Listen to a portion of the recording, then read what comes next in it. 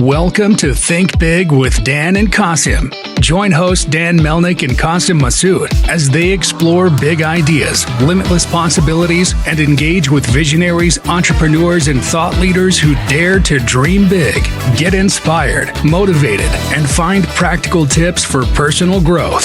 Think big, dream bigger, and ignite your potential. All right, welcome back, everybody. Guest today, Urszula with Terranut. Urszula, it's really great to have you on. I appreciate you being here. And can you first of all tell us where you're calling in from and what you do for a living with your company, Terranut? So I am calling from Long Island, New York. Oh, awesome. I'm in upstate New York. So. Oh, that's nice to see another New Yorker. Mm-hmm. I am owner of Terranut. So we started company in 2012. So it's been 11 years. Yeah. And so I guess tell me a little bit more about your background. Wanted you to, kind of get into this space. And what did you kind of notice out there in the market as far as, a problem or a need that maybe wasn't being met that you were trying to do a little bit differently with this company? So basically me and my husband at Bifulco, we start the company. How we start? He is professional cyclist, retired professional, cyclist with world medals like Pan America, all this class. Wow. And I graduate economics and business management. So our two brains got together and we decide we're gonna do something for healthy lifestyle. We know to live life, to be successful, you have to take care of yourself. And that's very important. So basically one of them is, clean food, exercise, sleeping, good snack. Our snack, it's cold press. So first of all, the method is very unique. Indians in Amazon or Indians, like Native Americans, using this method when they go for trip, they pack all goods very dry, they put in the backpack and they go. So that lasts for a long time. We use this cold press method for our nutty snack. So we crush the best nuts we can find it with seeds and we press them and we pack. It's very tiny, 18 grams, but 4 grams of plant-based, protein. So what happened, this snack, it's shelf stable. We don't have to put this to fridge or freezer and last for 1 year. So this is good thing. We're not adding any colors, conservants. It's a clean snack. And when we go to fairs and shows, lots of people, we talk to many people and what they like about it's very satisfying snack. So when you eat one piece and you have little coffee, water, tea, it holds you for a few hours. So we decide to call this guilt-free snack. It keeps away from junk food. When you're hungry, sometimes you eat whatever you have, next to you. If you have Terranut snack, you're in good hands. That's amazing. Yeah, I love that. And I meant to ask originally too, when did you actually start this business? When did you kind of have the idea for this? And when was your initial launch, I suppose? So Ed used to have bagel shop and he worked 7 days a week, every day. And we're having idea we want to go more for direction of having food, but work maybe 5 days a week. After many years, you get tired to work 7 days a week. Mm-hmm. And then his friend, who is coach now of cyclist team in Denver, Colorado, he asked him, "Hey, Ed, do you remember the snack you used to make when we was in the team? That's helped us to win the races. How about you make for my team something similar?" And we like challenges. So I said, wow, that was 30 years ago. Let me think about this. And so we went, got some stuff. We sent him the stuff. And then we have idea to, okay, since that's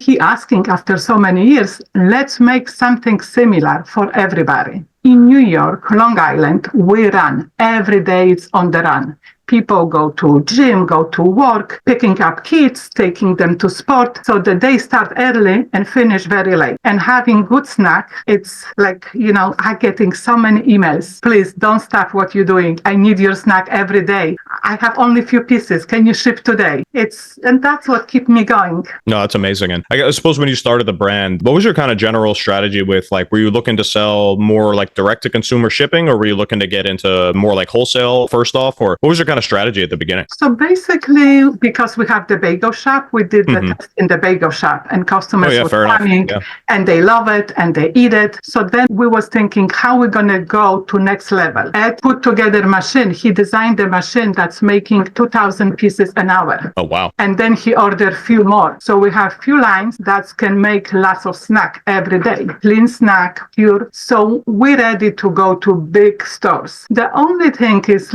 because we're growing organically, we put life saving in the business, we're growing organically, we don't have ton of money to push the product. And some distributors, they brutal. It's really different world than I used to know. It's like the margin is so thin. So when pandemic start, we survive because we have website. We're selling a lot on farmers market show. We just came out from the gluten-free expo, was big hit, was wonderful. We got so many wonderful people, customers there. And when we go outside, we're selling a lot. When we go to the little stores, our product disappear on the shelf because it's so many products on the shelf. So we're doing much better when we go directly to the farmers market, and then people take our product, go to the houses, and they talk to friends. Listen, look what I find it. This is beautiful company. I love what they do.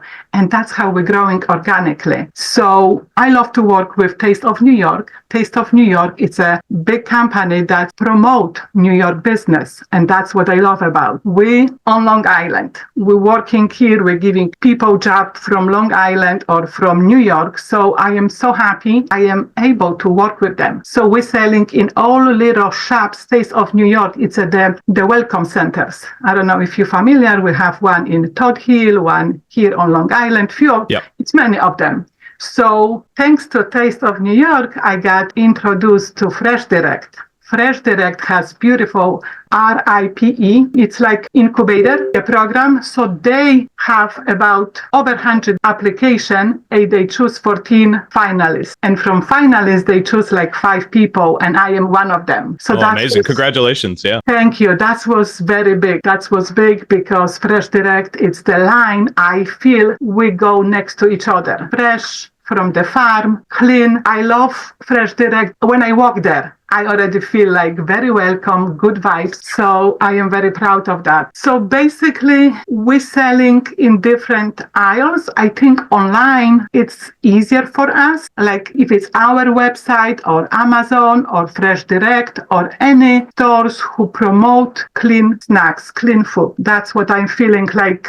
Some of the stores, sometimes you go there and they don't pay you for 90 days. And it's very hard if you have to send new orders, but you don't see money for the first order. So this is little challenge for me, to go to big stores. Yeah, no, it is a challenge. And believe me, having so many, CPG brands selling food and drinks on the podcast, that is definitely one of the biggest things that I hear is just, the cost of working with distributors and the volatility of it, where something like COVID ever happened again, or there's an economic downturn, the first ones to go are the new brands that they maybe took a little chance on that haven't been there for, 30, 40 years in the store. So I think it's really important to have this kind of omni-channel approach like you do, selling online through different marketplaces and also being in brick and mortar stores and coffee shops and other little stores, but also in the wholesale route too. So I think you have a very nuanced and healthy perspective on that. And I appreciate you sharing that. I suppose, when you think about your online presence, and what kind of channels do you utilize to drive traffic either to your own website, to your Amazon? Where have you kind of been seeing some success in doing any kind of advertising that you do online? So we're utilizing affiliate.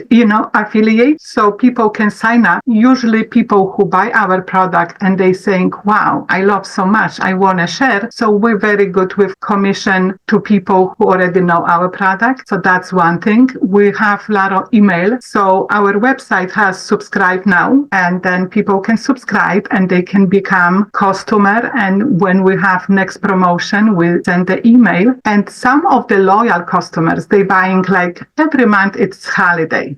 If it's Mother's Day or Memorial Day or Father's Day or 4th of July. So every month we have special for something. And I find out that some customers, they waiting for that. And they buying big. Believe me, they buying 70 units, 2-3 boxes. So I said, wow, they must love a lot us, our product. Amazon, we have third-party seller. So that's something I can see with us working on, social media, helping to promote our stuff. But basically, I am still my challenge. It's the marketing, and this is my biggest deal, how I gonna overcome. We're using Google Ads too. I guess I still have to work on that. Yeah, no, it's fair enough. It's a very difficult thing to overcome. It's constantly changing between social media and the things that they do with Meta and different changes on different platforms. I'm sure you're familiar with the iOS 14 change that happened that changed kind of everything with privacy rights and things. So it's difficult. It's difficult to stay on top of 100% of the time. It definitely isn't. But I want to ask you too, with selling so much now now that you do online direct to consumer, you obviously have, there's some more demographic information of the people that are buying from you. What do you kind of find as your like most frequent customer profile? Is it typically like parents of families? Is it more like really like a lot of athletes, or what do you kind of find from the data from people you sell directly to?